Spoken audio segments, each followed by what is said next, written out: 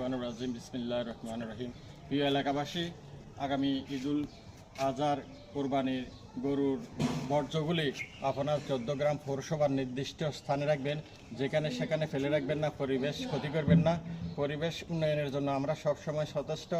আপনাদের কোরবানির বর্জ্যগুলি আমাদের পৌরসভার নির্ধারিত ব্যাগের মধ্যে রাখবেন এবং নির্ধারিত স্থান আছে, সাইনবোর্ড আছে, ওই জায়গায় রাখবেন। ইনশাল্লাহ পরিবেশকে সুন্দর রাখলে আপনার মন ভালো থাকবে, আপনার আত্মীয় স্বজন ভালো থাকবে, আপনি ভালো থাকবেন, আপনার পরিবার ভালো থাকবে, দুর্গন্ধ থেকে রক্ষা পাবেন। ইনশাল্লাহ আমরা সচেষ্ট থাকতেছি পরিবেশ যেন সুন্দর থাকে। পরিবেশ যেন সুন্দর থাকে, আপনারা ইচ্ছে করে যেখানে সেখানে ময়লা ফেলবেন না।